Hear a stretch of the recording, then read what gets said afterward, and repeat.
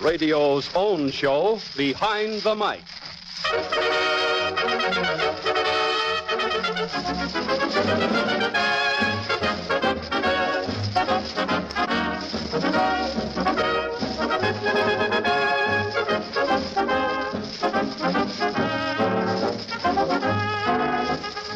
Radio, with the switch of a dial, radio brings you tragedy, comedy, entertainment, information, education, a whole world at your command. But there are stories behind radio, stories behind your favorite programs and favorite personalities and radio people you never hear of.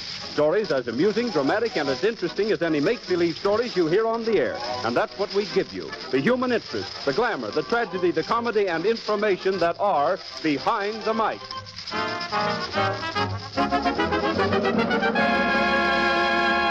And now, presenting a man who is pinch hitting for Graham McNamee this week, one of radio's most gifted announcers, George Hicks. Thank you, Gilbert Martin. And good afternoon, ladies and gentlemen. This afternoon, Behind the Mic brings you the story behind orchestra leader Enoch Light's disappearance from the airwaves. Amusing mistakes made by your favorite announcers, how an advertising agency builds a program for a prospective sponsor. We give you the sound effects of the week.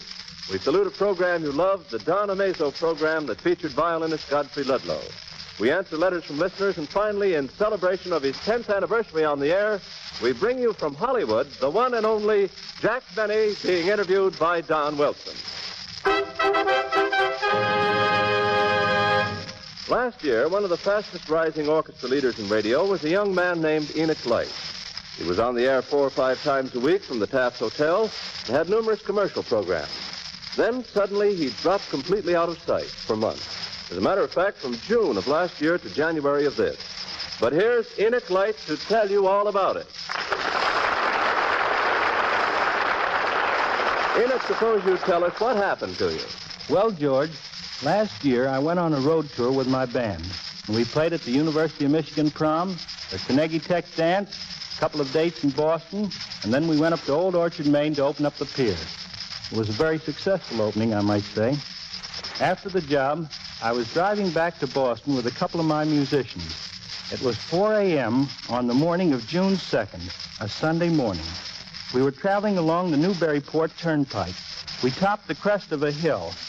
I remember we were talking about Old Orchard. That was a great opening, Enoch. Yes, it was. They seemed to like us all right. I hope we do as well on our next date. As a matter of fact... Hey, what's this guy trying to do? He's on the wrong side of the road. Pull over to the other side. I am. Look out, he's going to hit us. I had tried to pull over to the side of the road, George, but they caught us head on. The driver of the other car was killed immediately, and the man with him was badly injured. One of the boys with me had a broken leg and nose, and the other musician was thrown out of the car and had his jaw broken. How about you, Enoch? Well, the motor was pushed right into my lap. I had a hip, one arm, 6 ribs, my jaw and nose all broken, and my head was cracked open. My face was also badly cut. When I was hit, I was knocked out. I regained consciousness about 4:30 a.m., shortly after the accident. This fellow looks to be in a pretty bad way. Say, what happened? Well, you were in an accident, buddy. Yeah? I remember. How are the other fellas? Well, they've been taken to the hospital in private cars. We're waiting for an ambulance to take you there. Oh. Oh, just take it easy, Buzzy. Just lie still. I felt that I was going to die. I wasn't afraid, just kind of curious. They took me to the Anna Jakes Hospital in Newburyport. I was given an antitetanus injection, and they removed 36 pieces of glass from my face and body. I was semi-conscious for about 2 weeks. The doctors didn't think I was going to live, but I fooled them. I was in the hospital for months. Eventually, they moved me to my home in Danbury, Connecticut. It took me to January of this year to completely recover. How about your band? Well, of course, it broke up. They were all good men, and they all found jobs within 2 weeks after my accident. When I felt okay, I started putting a band together again. 6 of the old boys, including Art Lombardi and Fowler Hayes, who'd been in the accident with me, came back and formed a nucleus. I added 5 others. We've been playing various college dances and weekend dates. And now I'm just waiting till I get the right spot with a radio wire. You feel you can get right back there all over again, huh? Yes, I do, George. I think that 3 or 4 more weeks on the road, and then a spot with a radio wire will put me over further than I was before. That accident was a terrible experience, Enoch. Yes, George, it was pretty bad. But it's a funny thing. That experience has helped me. How? Well, I always worried a lot. Too much, I guess. But when I was in that hospital, I saw so many people who really had things to worry about. Injuries and all kinds of sickness.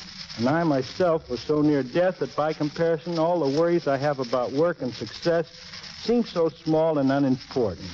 Besides, I feel that if I could come through such an experience as I did and be all right today, that everything's going to be all right from now on. I'm not trying to be a Pollyanna, George. I really mean it. Well, Enoch, you're making a grand comeback, and to prove it, Song Hits magazine has just awarded your band a plaque as the Orchestra of the Month. And here's wishing you the best of luck. You deserve it. Thank you, George.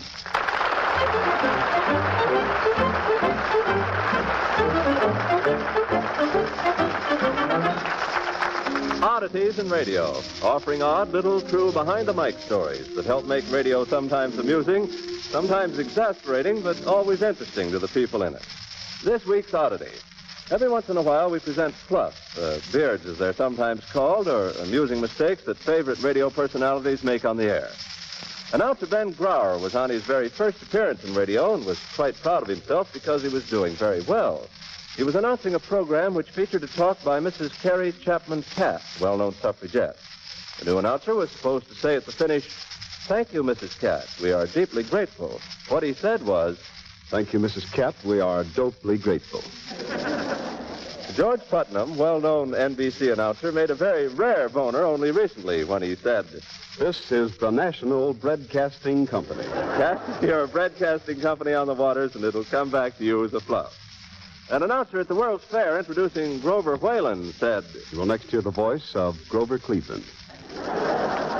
But this week's prize is taken by Dick Dudley, Master of Ceremonies, who conducts NBC's program Who's Blue, and who finished his program by saying, "Listen next week for another dripping grandma." For examples of some of the best of the fluffs we've featured, see the article on Behind the Mic in this week's Liberty magazine.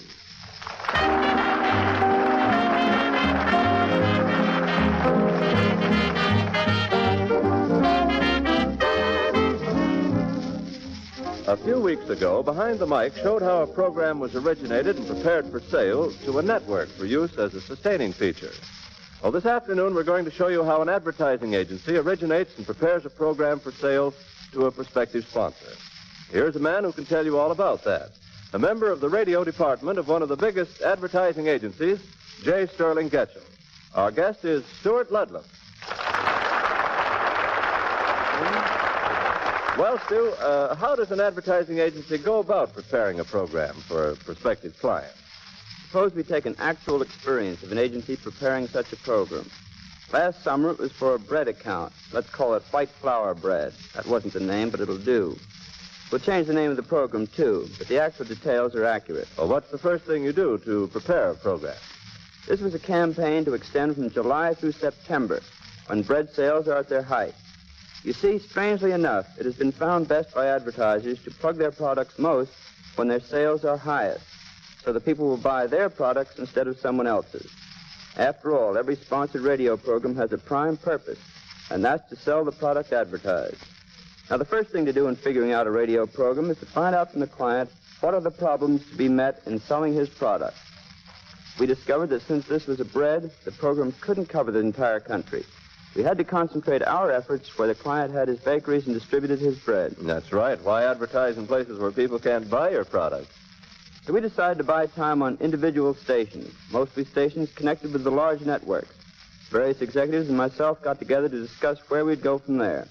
Well, fellas, the problem now is what sort of audience are we going to try to appeal to? Well, how about a kid show? Kids eat a lot of bread, and they're very loyal to the programs they like. You must remember, Pete, this is a summer program, and the time for a kids' program is generally between 5 and 7. We'll have daylight saving time, and the kids will be out playing. So you're not going to reach your audience. If you have a kids' program after 7 o'clock, and the whole family's home, they'll probably want to listen to something else. Well, how about a program for the whole family? The cities in which we have to advertise white flour bread are so scattered we can't buy a network show. We'll have to put it on by records, transcriptions. Yeah, sure.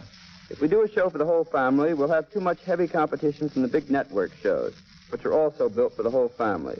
We're competing with shows like Benny's. Well, I think the person to appeal to is the one who buys the bread. Yes, the woman of the house.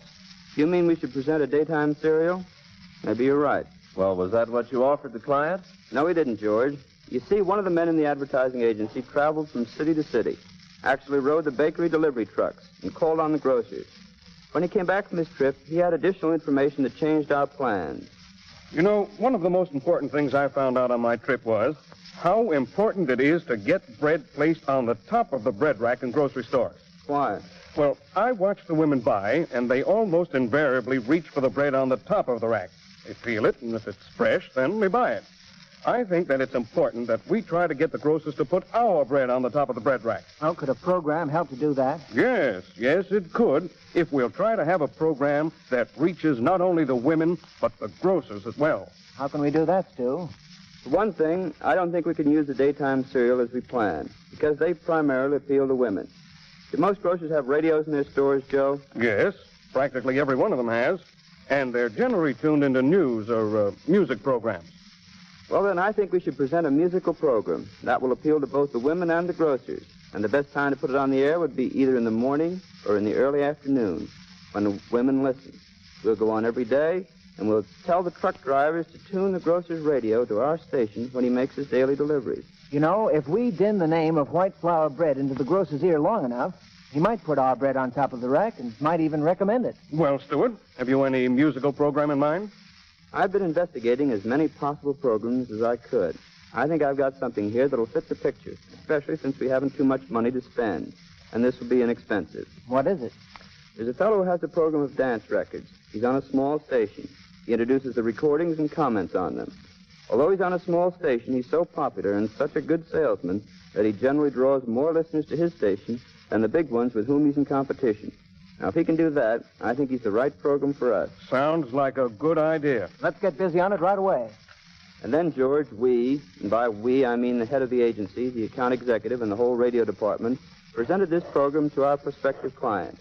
We gave him the reasons why we thought it would be good for him, and we sold him the program for presentation on the air. It did a darn good job, too, as we believed it would. Thank you, Stuart Ludlam, for that interesting information and for giving what is undoubtedly, for the first time on the air, a legitimate picture of how an advertising agency goes about presenting a program to a prospective sponsor.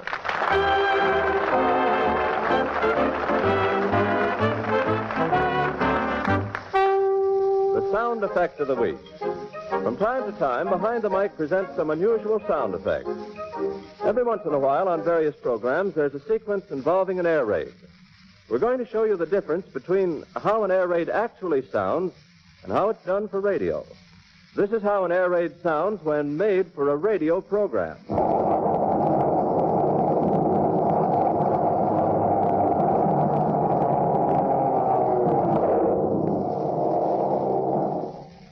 This is done by playing 3 records on 3 different turntables. One record is a recording of a flight of bombers in formation. Another record presents the sound of airplanes zooming and diving. The third record is a series of explosions. Not actual bombing during a raid, but sounds made at Army proving grounds and consisting mostly of artillery fire. Once again, the sound of an air raid as done on radio programs.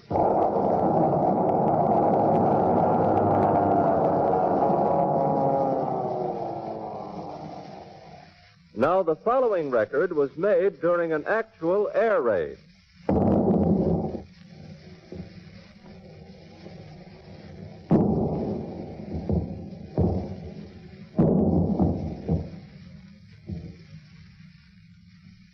Well, some difference. But here's one case where the genuine doesn't seem half as real as the synthetic.